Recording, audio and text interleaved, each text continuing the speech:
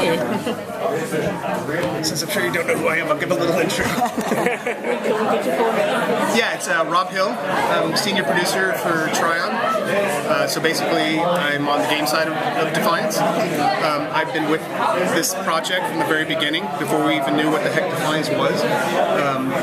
Working with Syfy to develop the universe, develop how it looked, kind of stories they wanted to tell, all that kind of stuff. Yeah, I was in all of it, so that may help you direct any questions you may have. How many years in development was it? I mean, I always hear like different numbers of how many years it's been in development. It's been like 4 or 5? It's been about a little over 5. 5, yeah. Yeah, but that wasn't, I mean, that was a lot of figuring things out from the beginning. It wasn't like, okay, here we go, boom, go. Yeah. We had to really kind of decide, okay, what does a show need to be successful? What does a game need to be successful? How is this whole thing even going to work? So a lot of time was spent learning the language of how television is developed, and them learning the language of how a game was developed. And then once we established that and established the universe and the stories, we were then able to really start the pre-production. Was the idea like for doing a game first? Was the idea of maybe doing a TV show? Or was the idea always to do a game and a television? It was always to do a game and a television show, and to have an interaction between the game and the television show. That was the idea. Syfy, in particular, was looking for this kind of experience because they tell a story for an hour for 13 weeks.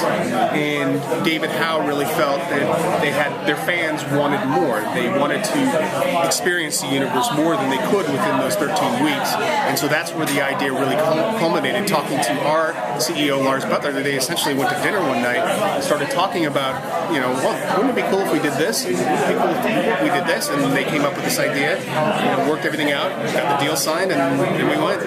So last time we talked, that was before the show even started. So I'm wondering, what have you learned during the first season that the show started and the crossovers with the video game? Well, we've learned that we can actually go much further now. The thing about the first season was there was no television show on the air, there was no game started, so there was no history behind the two. Now that we've got that history behind us, and they're in the off season right now, but that doesn't mean that the universe of Defiance stops. It keeps going. It goes within the game, and the time continues to move. So season 2 will start after all that time has lapsed. Yeah. So what was the moment going live when I think the game started a week early 2 weeks. or 2 weeks early? Yeah. So how was that period of time for you? It was scary, to be honest. I mean, these games are. There's never been a third-person shooter, massive online game. We thought people would love it. We had this dynamic content. We thought people would love that too. It wasn't until we pulled the trigger that we found out that people actually did like it. How many are playing now? I can't do numbers, sorry. I mean, we did announce a couple of months ago that we had a million people try the project or make accounts for the project, particularly in our stress test. I mean, it's really groundbreaking stuff that you guys are doing, and I'm sure you're aware of that at the beginning. So now that it's launched, and now that you kind of have it, is it more daunting now that there's sort of expectations built, or in going into the second season, or is it scarier in the beginning? It was much scarier in the beginning because we didn't have anything we could point to. Nobody's done this, so we couldn't say, okay, we're going to do it just like they did. Now that we have some experience under our belts, we saw some things that worked really well, some things that maybe didn't work as well as we'd hoped.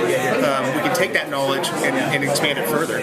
So actually, it's not nearly as scary as when we started. So did the crossovers work out the way you wanted to? I mean, there was a character to be integrated, right? Rin. Yeah. So how, did that work out the way you planned it, or you mentioned it, or was it a different experience? No, it actually worked out really well. And what we found was that there were people in the game who weren't watching the television show but really loved that character and said, wow, maybe I should be watching the show. This character came from a television show. Maybe I should be watching that. So, yeah, I mean, I thought that in particular worked out really well. We had the plague that existed within the television show within the game, leading up from the game to the television show and culminating within the game.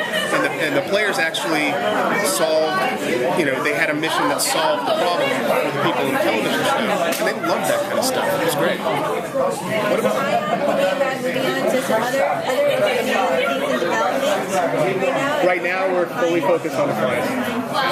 It's a lot.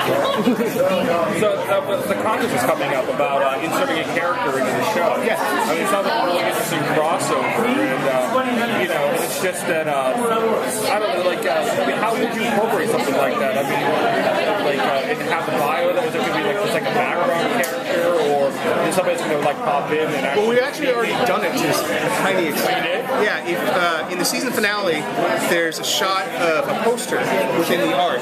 Oh, with the wanted poster. Yeah. That was actually a player. Really? Yeah, so we had a contest within the game that we ran, and the player that won it sent it, signed the releases, sent us his picture. We sent it off to Syfy. They did a rendering of it, put his name on it, and actually stuck it on the wall. So he sits there for a few seconds. That's a player from the game, and then it hands off to go to. Was it Leroy Jenkins or anything? No, Leroy. This guy, man. This guy, he was hardcore.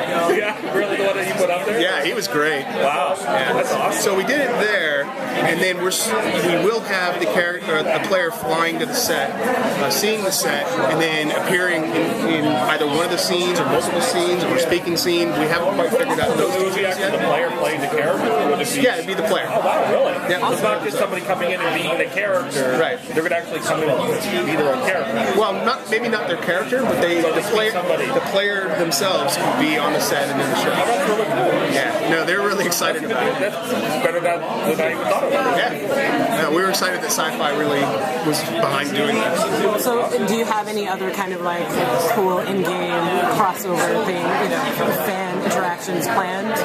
Oh yeah. During the ops, I can't go into specific. We have a character. I can't say we have a character. I can't say who it is. Who will be coming into the game during the off season? That'll kind of hint, and we may have more than one. That may kind of hint to the players what's going on in Defiance during the off season, and then sort of leads into season 2. So yeah, just be. What's that?